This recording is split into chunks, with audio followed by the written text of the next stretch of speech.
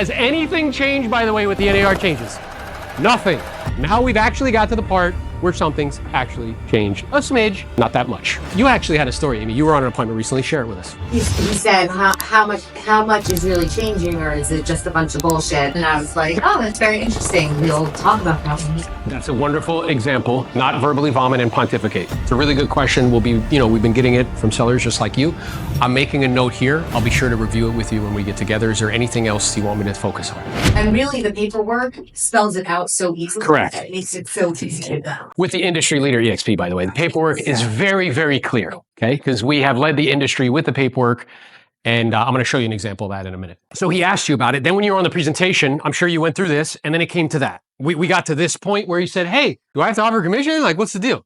Okay. So I was like, for sellers, this is what's changed. He's like, here's where I'm at. I didn't even have to say anything. He's like, this is my 7th house I've sold. I'm giving the buyer's agent compensation. I realize that's how I'm going to get people into my house. So I'm just going to give them what I'm going to give you, and you can tell the agents when they call. Love it. That the analogy I like to give people with this is airplanes. Okay, so when you go on an airplane, everybody has choices, correct? You could sit in the back in Spirit and have a shitty experience and pay $50. But let me ask you a question. Have you ever been on an airplane and first class was not sold out? Sometimes. Is it ever empty? No. Why? They have cheaper shit in the back, don't they? Yeah. Why is it not empty? Because some people value comfort, convenience, and speed. For me personally, sitting up front is fantastic because I can get out, I can get to my next meeting fast instead of having to wait. And the same thing is true here.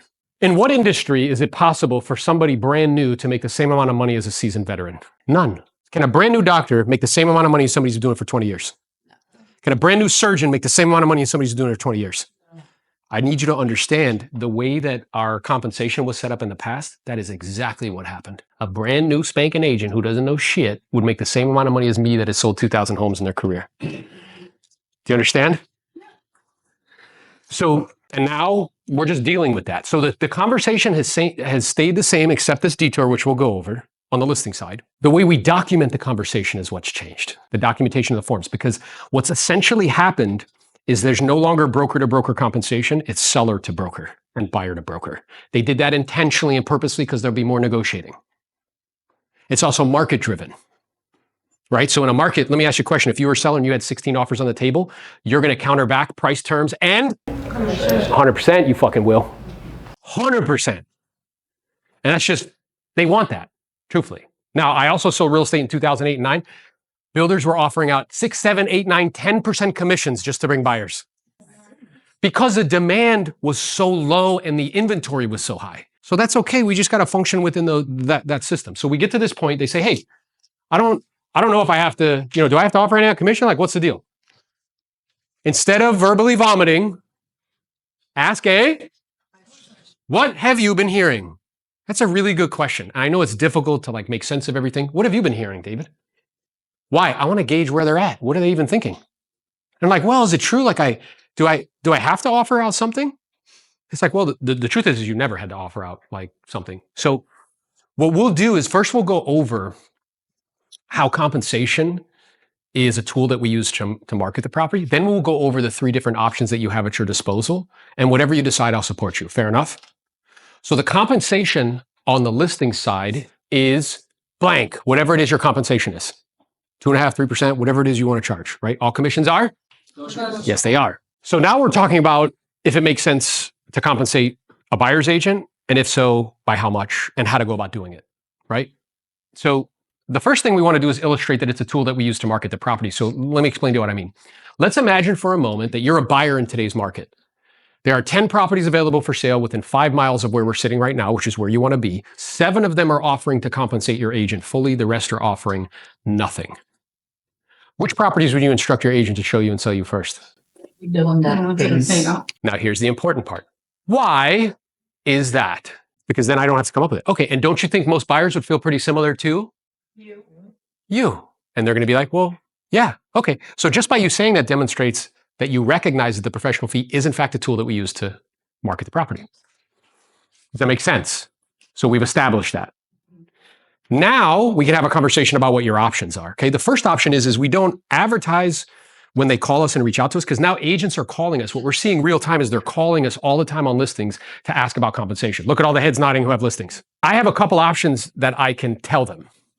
So I want to review them with you so you can let me know which one you think would serve you best. The first option is I could say, hey, just include it in the offer and we'll work it out. The challenge with that is it does create a little bit of friction. Can I explain to you what I mean? Well, let's imagine you're in that buyer position again, and there's two properties, and for all intents and purposes, you like them both the same. One, you're not sure if you're going to have to compensate your agent. The other one, you know it's taken care of. Which property do you think you'll be more excited about writing an offer on first? And why is that? Excellent. So just by you saying that, you recognize that it creates a little bit of friction. The second option is we can offer to partially compensate the agent. That would be in the form of a concession. We can put those, in the multiple listing service. And what we're seeing in this price point is somewhere like $10,000, $12,000. Now, what I need you to understand, that also creates a little bit of friction as well.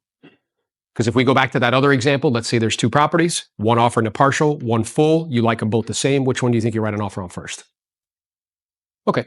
The third option is we can do what we've done for the last 50 to 100 years, is we can just offer out compensation.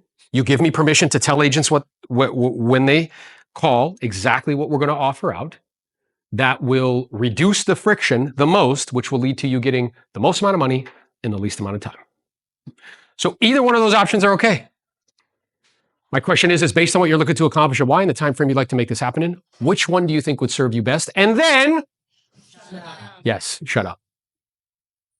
Because the truth is you know what I was doing as a dominant listing agent before? I was negotiating my commission and interesting. We're not doing that anymore. Do you see? Now we're having a conversation about compensation here.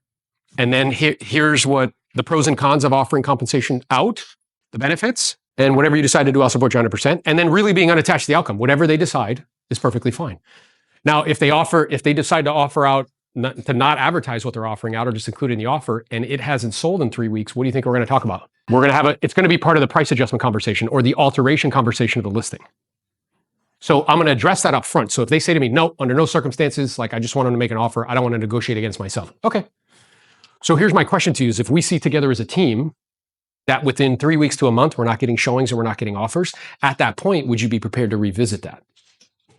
And perhaps decide to offer something out and then be quiet because I want to manage that expectation up because we're going to talk about it. Is that earth-shatteringly different? This is not like this gigantic earthquake of difference. Would you say it's better not to expose what you're offering as a seller and just tell them to submit an offer? Yeah, it's interesting. So I can understand both. I understand people's kind of logic saying I don't want to negotiate against myself, right? Just make me an offer and we'll figure it out. If somebody decides to do that, I would manage the expectation and say, hey, what we're seeing, just so you know, is when we've done that with other properties, agents are asking for 2 to 3% commissions of the agreed upon purchase and sales price. Is that something you would be open to? Shut up. Because I want to know what we're talking about. So if somebody's make me an offer, and I ask them that question, yeah, I'll give them $5,000. We have a problem. Yeah. Particularly if it's not in a market where there's going to get 16 offers on it. Because in that environment, truthfully, does the seller have to offer anything? Nope. I told you I had a one-on-one client in Pennsylvania, 16 offers on the table. You know what offer got accepted? The buyer's agent lowered their professional fee to 1.5%. Guys, that's the open market. As a dominant listing agent, when I got 10 offers on a property, Carla, who's in the back, my beautiful wife, she would, as the operations manager, list all 10 on an Excel spreadsheet. She'd highlight the best 3 based on price, terms, and conditions. You know what it's going to be now? Price, terms, conditions, and 100%. And you think as a listing agent, I'm not going to be hey, just so you know, there's multiple offers on the table. If you want to augment your offer, the seller has given me permission to let you do so within the next 24 hours. If you want to change price, terms, conditions, and commission, feel free to do so. I'll then present, and whichever one works best for the seller is what we'll go with. We just happen to be in an environment now with low inventory and still high demand and relatively cheap money in comparison historically, where there's still demand in the market, So how do I document this conversation? Here is our company, EXP, has led the way with forms. Everybody else was sitting around sucking their thumbs. They created these forms. It created a little bit of a hubbub. It's in alignment with the rules and the changes, and it protects agents and protects liability because I need you guys to understand. Do you know who's going to be responsible for enforcing these rules? MLS systems. Do you know that it is a revenue stream for them? And as a revenue stream, you think they're going to be paying attention like a hawk? Can most agents afford a $2,500 fine? No. The answer is no. So you need to make sure you're documenting this shit right. This is a free Google Doc that our company offers. These are the paperwork that we're using and that I'm coaching all of our clients to use and all the agents in our organization. So here's the thing to be clear on. Me and Esteban had this conversation. Exclusive right to sell listing agreement. The main changes is, look, broker will earn compensation when the sale of the property is completed, regardless of who has found the buyer. Listing broker compensation shall be paid by who? That is the main change, guys. It's not broker to broker. It is seller to broker. You understand? So all these agents who are trying to pontificate and think otherwise, I had somebody DM me. He's like, broker to broker compensation. Like, dude, I'm like, okay, do it and get fined. That's what's going to happen. Okay? So that's the main change here. Notice here, unrepresented buyers. I just interviewed, I did a live stream with Leo Perea. He's the CEO of EXP. He sold 4,000 homes in his career. Okay? He sold technology to MLS systems. He's a fucking rock star. Okay? What he said to me, there'll be a new classification of buyer. Have we had for sale by owner sellers forever? You know what we're going to have now? For sale by owner buyers. 100%. Now, what he said, what was interesting is that statistically, for sale by owner sellers, like 20% of them sell on average. Of the 80% that don't, they list with an agent. The 20% that do sell, this is data. The amount of litigation in that 20% is disproportionate when an agent's involved. So there'll be a new category, which is for sale by owner buyer. So a buyer calls Esteban on his listing. He's like, dude, I don't need representation. I know what I'm doing. Okay. Just want you to write the offer.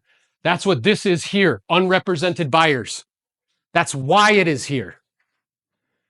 How many of us on listing presentation seller says, hey, what happens if you get both sides? All the time. I need to have that conversation up front. If somebody calls me and doesn't want to be represented, here's what we're going to charge. Up front. Now, if you're only writing a contract, does it make sense to charge a large amount like you would on the listing side? Probably not. You can charge whatever you want, but like you're just writing up the contract. Because what does unrepresented actually mean? It means I don't help you at all, bro. That's what that means. That means when you call me and you're like, yeah, I'm ready to do my inspection. I'm like, hey, bro, just so you know, you're outside of your inspection period. What? Why didn't you tell me? That's awesome. And they're like, what do you mean? How come you didn't tell me? It's like, well, if you remember when you called, you were very clear. You didn't want me to represent you. So, you know, that's the deal. And he's like, well, I'll just ask for my deposit back. Great. Well, just so you know, you can't use the inspection as a way to get out. So you'll probably lose that. And then they're like, well, I'll just get an attorney involved. Great, do that. Yeah, but they want to charge me $1,000 to look at the contract. Okay. Like that's legit going to happen, like 100%. But this is, look, we're leading the way. Our documentation is reflective of the what? Rules. And it's protecting agents, liability.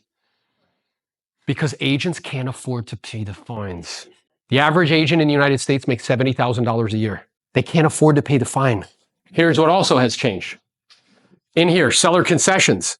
Buyer may request concessions from the seller, right? Again, I'm not an attorney. I'm just reading you these documents.